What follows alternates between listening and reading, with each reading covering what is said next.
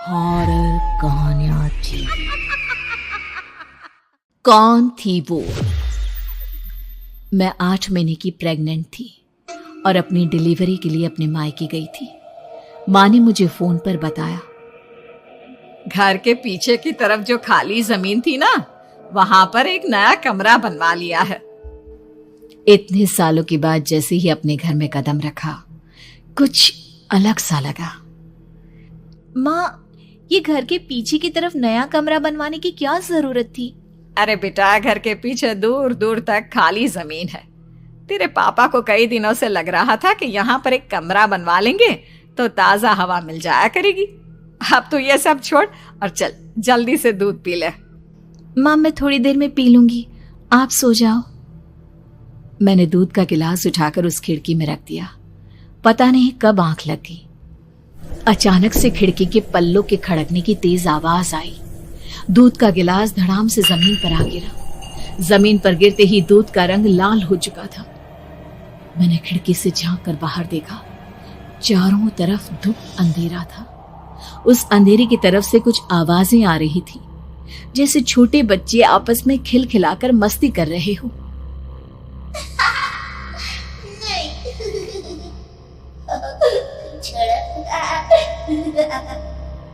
इतनी रात को इतने घनघोर अंधेरे में बच्चों की आवाज कैसे आ रही है? घड़ी में वक्त देखा तो ठीक 12 बजे थे। देखकर मैं सन्न रह गई। बुरी आत्माओं और भूतों की कई कहानियां मैं सुन चुकी थी। वक्त भी कुछ ऐसा ही था। ऊपर से मैं प्रेग्नेंट। सुना था कि ऐसे वक्त में अक्सर बुरी आत्माएं औरतों का पीछा करती है, तो क्या मेरे पीछे भी? पसीने से तरबतर बड़ी मुश्किल से, जैसे कांपते हाथों से मैंने उस खिड़की को बंद किया। जल्दी से जल्दी उस कमरे से बाहर निकलकर माँ के पास जाने के बारे में सोचा, लेकिन जैसे ही दरवाजे की तरफ पलटी, लगा कोई साया हवा की स्पीड से दरवाजे के सामने से गुजर गया।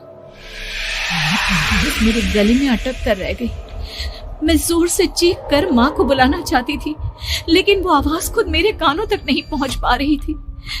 तो माँ तक कैसे पहुंचती?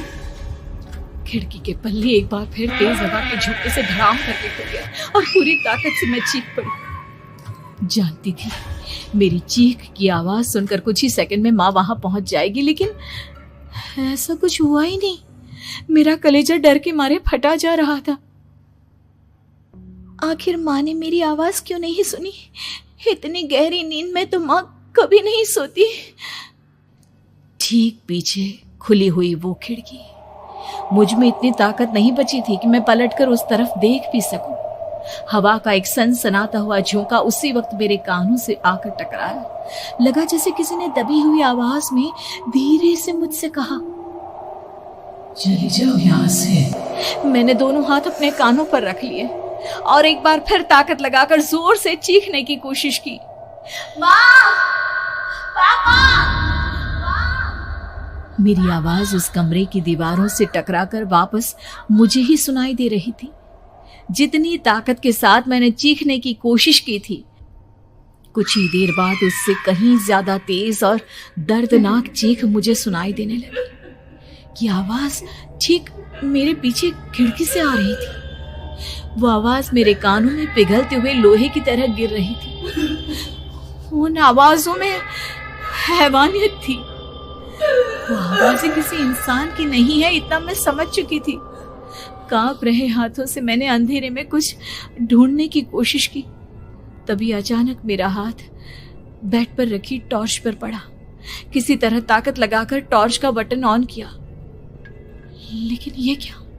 सामने दरवाजे पर 3 छोटी लड़कियां खड़ी हुई थी। उनके हाथ में स्टील के चमचमाते हुए चाकू थे। मैं घबराकर लड़खड़ाई और पीछे की तरफ हटी, लेकिन तब तक वो मेरे पास आ चुकी थी।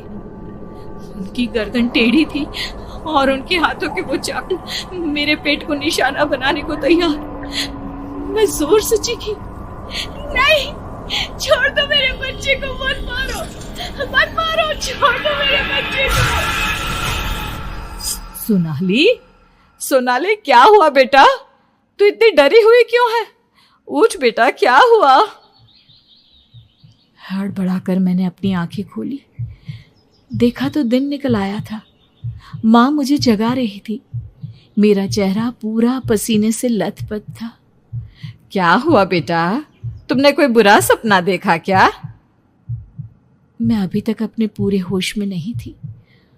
वो मेरे बच्चे को मार देगी माँ। वो लड़की मेरे बच्चे को। मैंने घबराकर अपने पेट को छुआ। सब कुछ ठीक था। और वो दूध जो रात को यहाँ पर गिर गया था, उसका रंग लाल हो गया था। माँ ने हंसते हुए दूध का गिलास मुझे दिखाया। तुमने दूध पिया ही नहीं, पूरा का पूरा ऐसे ही रखा हुआ है। तुमसे कहा था ना सोनाली, सेहत के लिए लापरवाही ठीक नहीं बेटा। लेकिन मैंने तो सब कुछ अपनी खुली आंखों से देखा था। ये सपना कैसे हो सकता है?